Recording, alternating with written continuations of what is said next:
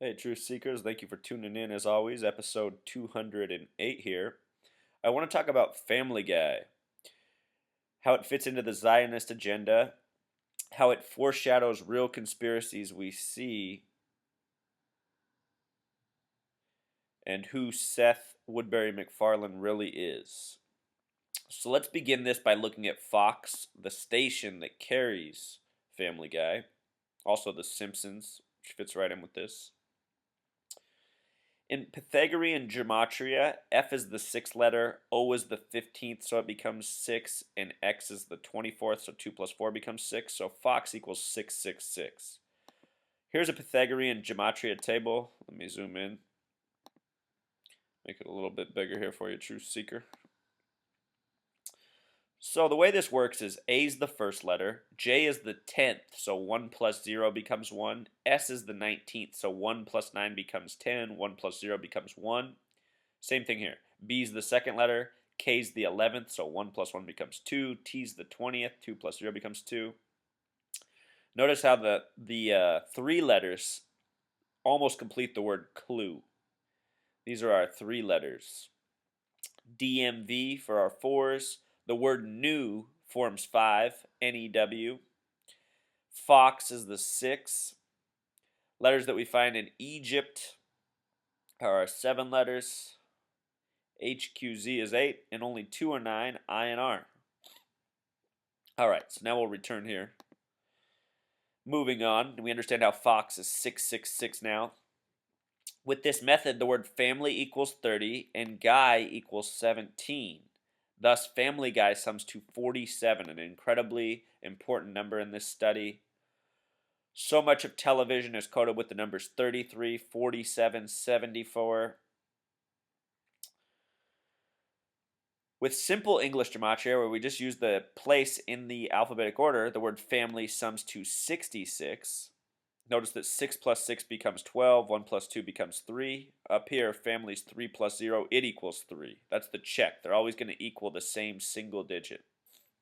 Guy equals 17, 1 plus 7 equals 8. Guy equals 53, 5 plus 3 equals 8.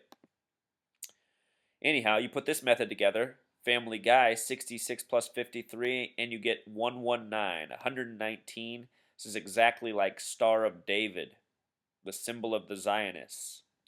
Star of David, put it together, 119. If you sum it with the Pythagorean method, it's just like Family Guy, it sums to 47. What do those numbers remind you of, True Seeker? 9/11, Berlin Wall, Benghazi, whole lot more. Building 7 was of 47 floors. Did you know that, you guys? Buildings 1 and 2 were of 110 floors. The name Osama bin Laden sums to 110 with this method and 47 with the Pythagorean method. Just like the number of floors that fell in the buildings. And think about how often Osama bin Laden was made fun of on this show right here. All right, so Family Guy, it has all this coding so far. It debuted after Super Bowl 33, which was played on a date with a numerology of 33. 1 plus 3 plus 1 plus 1 plus 9 plus 9 plus 9 sums to 33. So Super Bowl 33 was on a date with a 33 numerology and Family Guy debut. It said the debut episode got 22 million viewers by the Nielsen ratings. The second show did not carry until April 11th, 1999. Check this out, True Seekers. First of all, know that 411 has much to do with assassination. But look at this. The numerology of this date, 41199, if you had 4 plus 11 plus 99, it sums to 114, the flip of 411, another number having much to do with assassination. So, the Nielsen rankings ranked it 33rd for the year. And look at what the gematria of Nielsen is, 33. How'd we guess, right? It's a joke, True Seeker. So, it gets better. Seth Woodbury McFarlane was born in October, the only month with a gematria of 33. His initials, SWM, sum to 55, like the word Satan. His name in Pythagorean gematria, Seth Woodbury McFarlane, sums to 96. like the word Freemason, like the religion Satanism, like the word knowledge. The ranging degrees of Scottish Rite Freemasonry are 31, 32, 33. If you add those three numbers together, it sums to 96, like the word Freemason, like Seth Woodbury McFarlane. And of course, that highest degree is 33. So, recently in history, Family Guy got a lot of flack because of the episode Turban Cowboy, which played March 17th, 2013. In this episode, the main character, Peter Griffin, drives his car through the Boston Marathon. And if you've seen it, the imagery is that the runner's legs and arms get knocked off and there's blood and arms all over the screen. And if you saw the initial headlines about what happened at the Boston Marathon on April 15th, 2013, if you saw those headlines, you recall that it said, "Limbs litter the streets of Boston." And then they really played this up in the aftermath. But anyone who actually watched the footage of what really happened at the bomb scene saw that there were no limbs anywhere. There was a guy who was already missing his limbs, and there was actually more than just him. There were multiple people, crisis actors, who were already missing limbs. They've already had amputations. And if you go to YouTube and you search for Family Guy conspiracies, you'll see that among many other things. They say they foreshadowed the suicide of Robin Williams. Paul Walker's death was foreshadowed, some people argue. Joan Rivers, so on. These videos are always up here for Family Guy. People are catching clues, and they are most definitely correct. They're picking up on the signs. And the reason all this stuff is here is because it's all part of the same cabal that's thrown at us every day. This is part of the bigger conspiracy that's waged against us. We even get cartoons and entertainment that are coated with the same nonsense our news is. And these cartoons, make no mistake about it, they are out to destroy us. Here, I'll give you guys a little treat. I'll show you a video you've probably never seen before.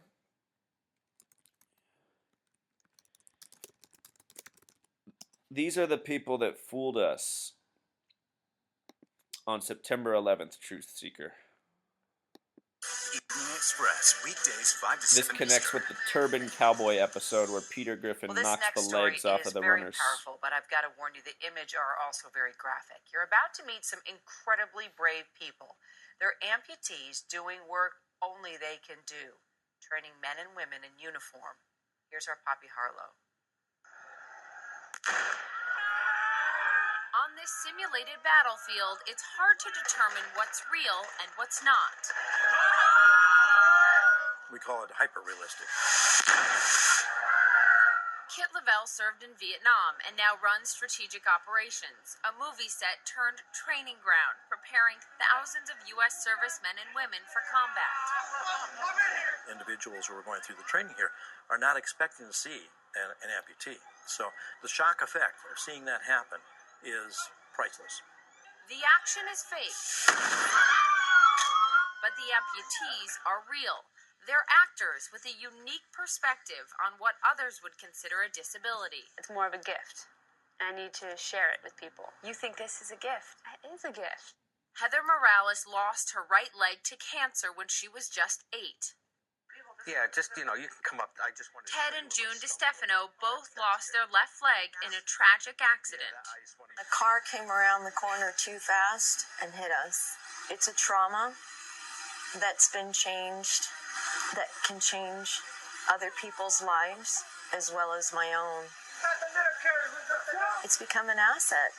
I went through similar training here recently, and it's as real as it gets. It's preparation that we do as journalists before we go into a hostile environment. And when I was working myself on these amputee actors, it's what made me really want to tell their story.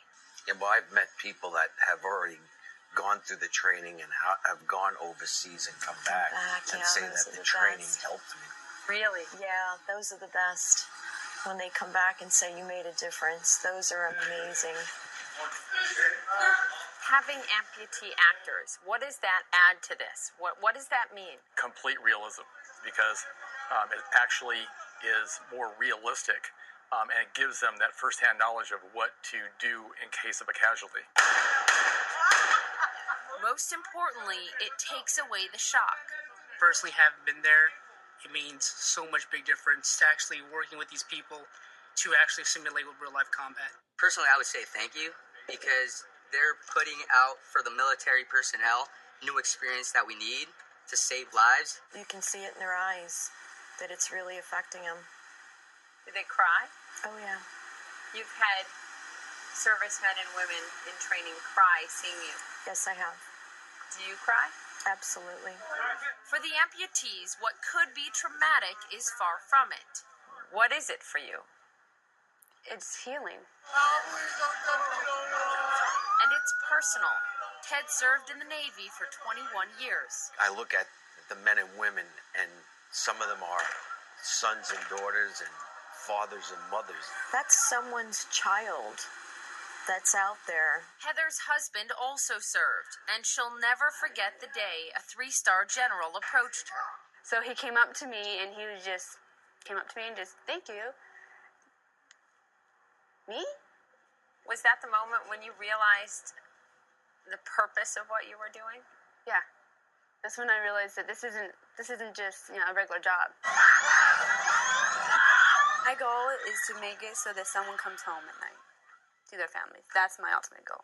When you go home at night and lay your head on the pillow and know that you have the ability to change someone's life, it's priceless. A dose of perspective for all of us. Poppy Harlow, CNN, San Diego. Yes, indeed, Truth Seeker. A dose of perspective for all of us. If you want to know how they pulled off the Boston Marathon hoax, that's how. See if I can pull up this image real quick. For those of you who've never seen the episode, I think YouTube's done a pretty good job of blocking out all the videos people have uploaded. But perhaps a Google image search will do it for us.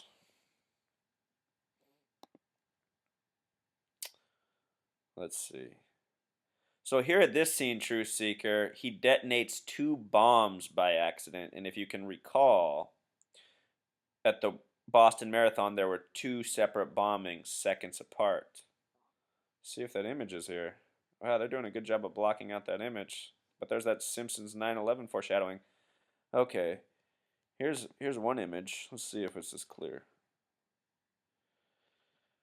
This isn't the greatest image, but yeah, it becomes a lot of carnage. It becomes a lot of blood and a lot of limbs on the screen, Truth Seeker. And people caught that right away after there was a Boston Marathon bombing, because they said, what in the world? This had just been shown on TV 3 weeks earlier. Anyway, hope that filled in some gaps for you. Hope you learned something new. Until next time, Truth Seeker.